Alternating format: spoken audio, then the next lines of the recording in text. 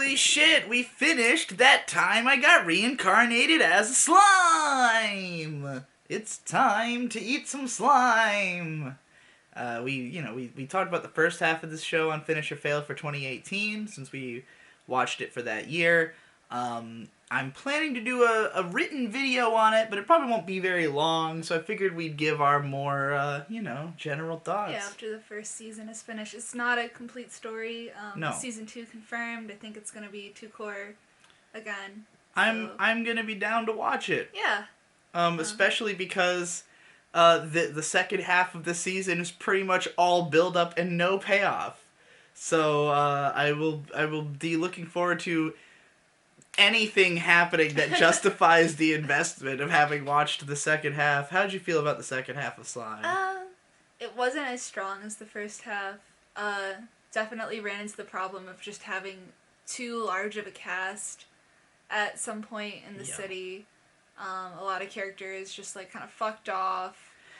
Even more so than too big of a cast, just the insistent introduction of new characters all the time. Adding new characters, and it's the same routine.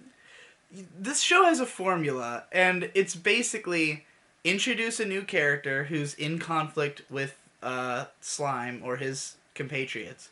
Have Slime easily destroy them like it's nothing, and then they join the team and have some kind of negotiation for how they are going to contribute to the Jura Tempest Federation. Rinse and repeat every single time. Yep. And, back when we talked about the first half, I did say that I think of this show as kind of a slice of life show, because there's so little narrative stakes most of the time. Like, even though there's lots of action, there's really violent stuff that happens, and occasionally something dark, maybe a character dies or something, but, like, the overall tone is so lighthearted, and they really do bowl over most battles. And so it's like, if you do start to take anything seriously, you're going to be let down. Like, don't expect anything to be... Like, let it surprise you if it's gonna happen, but don't ever go into a fight expecting anybody's gonna die or anything, like, really meaningful is gonna happen, because, like, most of the show is just gathering more power. More power! Yeah. So what was the first arc of this half of the show? They finished up the Orc. Right. The first thing we saw was just the last episode of the Orc Lord arc, which, I mean, is a perfect example. And that one, it might even be kind of the worst example, because there was a lot of build-up to it. Like, there was a whole lot of all the lizard men introduction, the whole orc army, all that shit going on, and it was like, this is... Introducing the clown people. Yeah, it was like, this is a big deal. This could be, like, the end of everything. But the actual battle that happens is just, like, they just wipe the floor with the orcs, Like, you see some crazy shit happen, like the orc eating his own men. That's kind of dark. Yeah. Kind of gruesome. But, they're not named characters who you care about getting killed. It's just some orc getting eaten, and, like, and of course they end up, not only does he eat the Orc Lord and, like, absolve his sins, essentially, by fucking learning that he was a good guy before, and, like, now he can rest in peace, but now all the orcs are good guys, and they're all on the team, and it's just, like, always like this. It's funny because I think the show kind of set up for the idea that it could have more dramatic moments because of the one girl dying, in the first half. Mm-hmm. And I'm sure there will be a lot more drama later. Like, I'm sure characters will eventually start dying, maybe in, like, the final battle of the whole thing, But, like, for the most part, it's just strengthening the forces. Every time a battle's over, it's what are we assigning the new people on our team to do? Yeah. And here's a quick montage of what everybody else is doing, just continuing to be, whoever they are. It's always fun when he gives names to characters and they completely change. The dragon girl, the lizard people. The lizard girl who was like, I remember specifically saying something like, she'd be really cute if she wasn't a lizard girl. And then she became And lo and behold... super cute. They made her a little bit cute for a reason. Oh yeah, they knew. They knew she knew. was gonna be a waifu eventually. She's really hot though as a human. Really I was fucking not hot. expecting that. Yeah, I would say that the only character who I considered to have been a downgrade was the one pink haired orc, not Oh, the orc, princess, right? ogre. Yeah, The princess ogre. she's the only one who I thought was cuter as an ogre. But otherwise, I do think that generally they get cooler or hotter as they transform into named creatures. But yeah, so after the Orc Lord arc, we are introduced to Milim, the Demon Lord. She is the best. Fine. She is the hottest in the... Her ass is out, though. Her ass is always out, and her midriff's always out, and them thighs are always out. She's really fucking hot and fun. Really enjoyable character. Great addition. Yeah, we were both big fans. OP as fuck. Super fucking OP. I'm trying to even remember what really went on before the whole giant flying fucking monster arc thing. They kind of just were introducing the idea of the Demon Lords, and a whole lot of nothing happened. It was kind of like... Again, they keep introducing things that seem like, oh, this could be a huge threat. Like Milim, when she shows up, it's like, uh-oh, she's like the strongest thing yet, and she's kind of crazy. What if she fucking destroys everything? But like 5 seconds later, she's like, Rimuru is my best friend. Besties and now. For like 3 seconds, you're kind of thinking maybe this is a dangerous thing. And no, it doesn't matter. She's just the best friend. She's just another strong person on the team. And then they had that one guy come to the town to fight her, and she kicks his ass. Yes, and there was also the big group of human adventurers. Oh yeah. Who basically just show up and are instantly assimilated into the squad. You've got the king of the dwarves who shows up and he wants to be friends. He brings along his scientist guy who previously was a bad guy, but now that he's like in a position where he's trying to get back in the king's favor, he's just like completely a good guy now. So like, yeah, it's just like constantly introducing new characters to be a part of the team just to expand the scope of, I guess, what they can do going forward. I guess it just comes off as somewhat clumsy how ridiculous it is. That, like, it's just one after another. Like, it'd be one thing if this was, you know, if there were maybe more dramatic arcs. I kind of understand that, like, if you're just trying to power up the team as much as possible, then if you have characters dying at the same time, then it's kind of like taking 2 steps forward and 1 step back all the time. Mm-hmm. So I understand why they wouldn't want to do that. But it does kind of make the show feel overly samey and like it's not really going anywhere, because it's like, well, what are we all building up to fight? If every guy we kill or everyone we beat just joins the team, then what are we actually... Yeah, what's the goal? Like, why are we building up this huge army? Exactly. And we don't really have a sense of anything that we would need it for, you know? Like, we know that Slime eventually wants to fight this one demon lord, and we know that there are, like, powerful forces out there, but there's nothing that's, like, an imminent threat that we know about. There's no, like, rival kingdom that we have to reach a certain size to defeat. And I just think that all of this could be done faster. Like, just spending so many episodes on, you know, setting up a bad guy and then just blowing them away. The worst is pretty much the flying, the Kuribudis, or whatever, yeah. Charybdis, where they basically spend, like, one episode being like, alright, this guy gets, like, tricked by these clowns into letting them put the spirit of this, like, Calamity-class monster inside of him. That's what we were told. It's a Calamity-class monster that has 7 flying Megalodon sharks that are fighting with it. And this is going to be a huge deal. He's going to be way harder than the orc. He's going to be, like, on par with the... With the dragon that's inside of Rimuru. That's what they pitched it as. So the episode starts off, and the first half of it is just everyone instantly killing all the sharks. Like, not one of them puts up a fight. Nobody's even having trouble. They're, like, one-hit killing these sharks. Yeah, the goblins are having some issues. They get made fun of for it. It was so lighthearted that it immediately felt like, okay, there's no stakes here at all. And then they fight the giant thing, and I don't even think it got an attack off.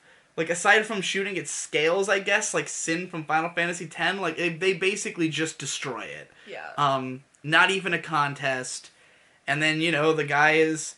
the guy who was turned into the thing, like, part of the build-up here is that he works for one of the other demon lords. So it's like, okay, maybe this guy is putting us in a position where we're going to have problems with that demon lord. But then after he gets defeated, that demon lord just shows up and is like, oh yeah, sorry about my guy, let's have an alliance. And you're like, okay, so literally everyone is on our team now. Like, there's nobody who's not joining this team. It's so easy to win allies in this show.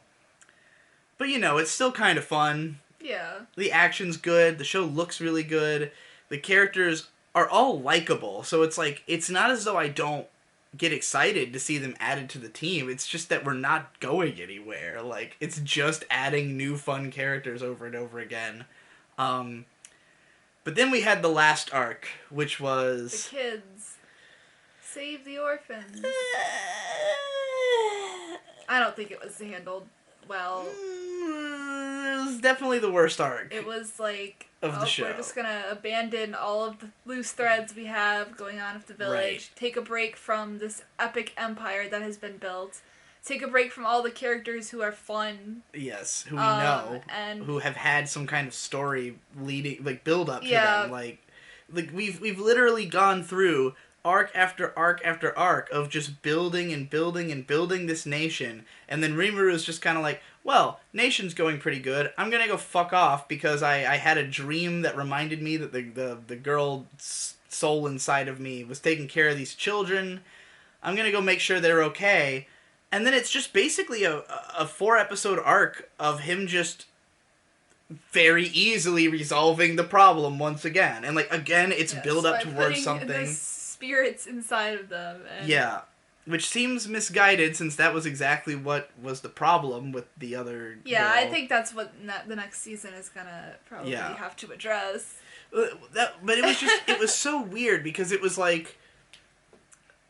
Again, there's always, like, a lot of setup and a lot of after the fact, but the actual events that happen take no time. So it'll be like, alright, here's the thing, and then we have a long exposition explaining what the thing is, then the thing happens in 5 seconds, and then we have a long explanation of how this, what the ramifications of this having happened are, you know?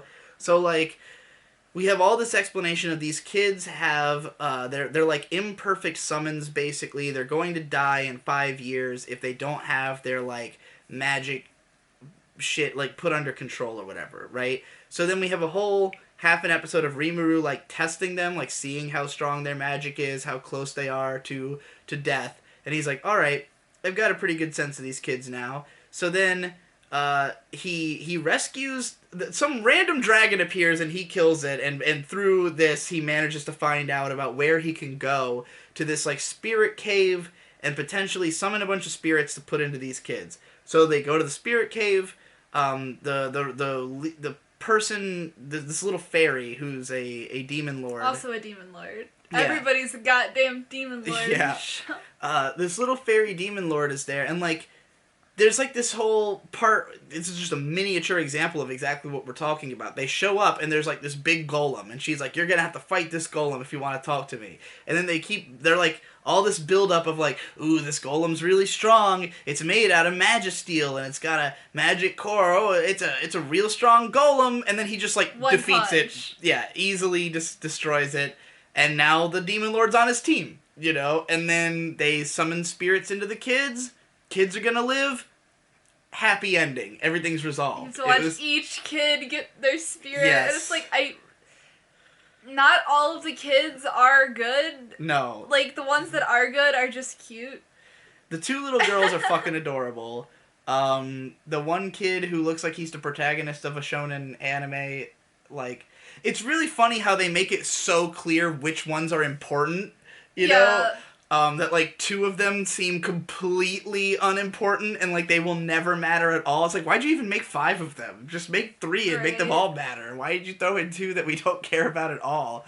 But yeah, like, the whole arc just kind of felt like, oh, well, alright, I guess that's resolved. Like, we introduced a problem that seemed like it would be kind of a big deal, resolved it, and then just moved on. Like, he just leaves the kids in the town, and he's like, alright, bye, I'm going back to the kingdom, and you're like, okay, like, I'm sure these kids will come back later. There's a scene that's obviously foreshadowing some important shit with one of them, but did we need this whole excursion to make this happen, you know? And that's the question always on my mind. Is like, did we need a whole excursion just for the sake of adding yet another person to the team? Did we need every single... I mean, I guess it's nice that each character has some reason to care about them. They have like a little arc in their personality. It's just that the what of what happens in the arcs is rarely interesting. But then you like the characters anyway, so... you know, I like the show. And there's some neat concepts too, like how he could just take the lesser spirits and combine them to make his own spirits. Yeah, that was pretty sick. With their own artificial personalities. There's just like so many mechanics in this world that the show is able to explore, and that's like constantly interesting. And also Salt Bae is in the show. There is a Salt Bae reference. Yeah, I mean, the best thing about, like, isekai fantasy stuff is usually that they have some kind of interesting rule system, you know? And this show definitely, because of the fact that it's willing to go so far with its powers, because, like, our main character is, like, one of the strongest people in the fucking world. So, like, you know, if we're going to have power scaling that goes to, like, a really high level, then, you know, right off the bat, we've got, like, Calamity class, you know, attacks and monsters and shit, and, like, there's only up to go from there. Now we're starting to fuck around with, like, time travel kind of things. Yeah, I'm excited to see where this is gonna go with the next season, because they're gonna start out with, like, the giant empire, and like, you know, you can only go up from there. Yeah, so I just hope that someone told me that based on the progress of the novels, season 2 should have some payoff to all this build up, so I'm looking forward to that if true. You know, I want to see... Basically, I just want to see a battle happen that really matters. That's not just to gather more support, but, like, to say, okay, we have all the support, now let's fight a real bad guy, or let's, like, I don't know, make... form of society, like, because it's always just done so easily. It's always just like, oh, you're on the team, you have this skill, this is your job. You know, there's never any, like, conflict in how they set things up, which, again, makes the show feel like a slice of life show. And when it's in its slice of life moments, it's pretty... I would say that's when it's at its best, really. When it's just characters chilling out and being cute and hanging around, and, like, the fights are flashy and well animated, but they have no stakes. So sometimes I kind of start drifting in the fights, or, you know... I found myself kind of drifting a lot during the second core of the show. Yeah. Couldn't keep my attention as well, but, like, it was still pleasant. Pleasant is a good word for this show. I would give it a 7 out of 10, personally, for this season. I would, too. I could definitely see watching season 2, or however many it takes to complete this story. I'm invested. I give a shit. It's a lot better than Shield Hero as an anime. How did you feel about the last, like, episode that was a side story? The side story episode was alright. I like these types of episodes in shows where it gives you, like, I've said, but I was telling you, and I'm gonna say this in my video, that, like, slime kind of is, like, the most anime imaginable. Oh, yeah. Like, when I think of what anime was like to me in my childhood, this is what the kind of shows that I remember, you know? And, like, they would always have those kind of side story, focus on this other character type of episodes. And they're great because it gives you a tone shift where, like, it was a little bit darker and more violent and crazy. Got stabbed in the side of his head. Yeah. It was crazy. And, like, it allowed us to explore, you know, a different set of sort of powers, or, you know, it wasn't the most interesting arc. It was mostly just to set up this villain who's going to be important in season 2, or maybe ally, whatever he is. Like, you know, this character who's going to be relevant later, to give us a story with him, you know, because of the fact that there's probably not going to be room to do that kind of thing, you know, when we actually start season 2. Mm-hmm. And also to give us more time with Shizu, I think that's her name. Yeah, that's her name. You know, for her being... It's really amazing how, like, she really is only around for, like, 3 episodes before she dies, but her shadow is cast so long over the entire series, you know? So, it was nice to spend more time with her. She's cute and a badass. So, yeah, there was some really sick animation in that episode. Mm-hmm. I enjoyed it. It's unfortunate that the show ends with a weird recap episode, but you know, I think they probably had figured out they had a season 2 by the time that happened. Yeah, and they were just like, okay, we're not gonna rush out a shitty episode. Let's Yeah. just make a recap. Well, anything else you want to say about it? The Salt Bay. Yeah.